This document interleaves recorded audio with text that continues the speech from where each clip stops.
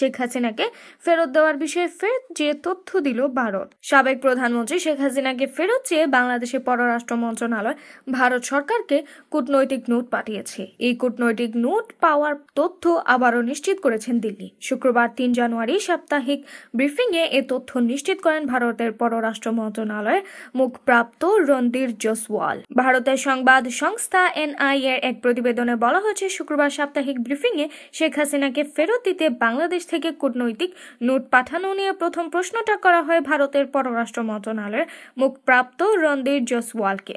জবাবে তিনি বলেন, এ নিয়ে আগেও নিশ্চিত করা হয়েছে। আগেও বলেছি, প্রত্যর্পণের অনুরোধের সঙ্গে সংশ্লিষ্ট একটি কূটনৈতিক নোট পেয়েছি। এরপর এই মুহূর্তে এর সঙ্গে যুক্ত করার মতো আমার কাছে আর কোনো তথ্য নেই। এই সময় রাষ্ট্রদ্রোহের মামলায় গ্রেফতার বাংলাদেশ সম্মিলিত সনাতনী জাগরণ জোটের মুখপ্রাপ্ত চিন্ময় কৃষ্ণ দাস ব্রহ্মচারীর জামিন নামঞ্জুর করা নিয়ে প্রশ্ন করা হয়। জবাবে জয়সওয়াল বলেন, বাংলাদেশের গ্রেফতার ব্যক্তিদের বিচার কার্য যেন সুষ্ঠু হয় সেই আহ্বান জানাচ্ছি। গণঅভ্যুত্থানের মুখে গত 5 আগস্ট প্রধানমন্ত্রীর পদ থেকে পদত্যাগ করে শেখ হাসিনা দেশ ছেড়ে ভারতে চলে যান। এরপর থেকে তিনি সেখানেই রয়েছেন। এর মধ্যে তার বিরুদ্ধে একের পর এক হত্যা মামলা হয়েছে। তার বিরুদ্ধে রয়েছে গণহত্যার মামলাও।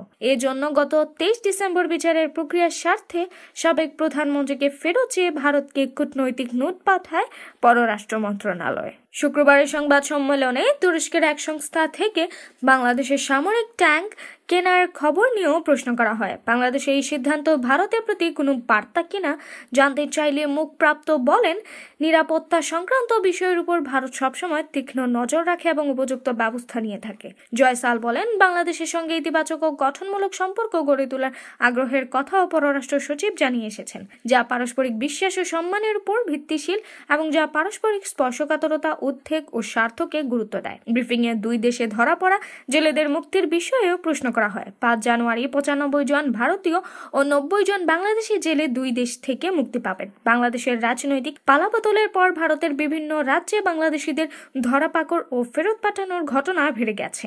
এ প্রসঙ্গে মুখপ্রাপ্ত বলেন, অবৈধভাবে দেশে ঢোকা মানুষকে খুঁজে বের করা ও ফেরত পাঠানো নিরাপত্তা রক্ষীদের কাজ। তারা সেই কাজ করেছেন।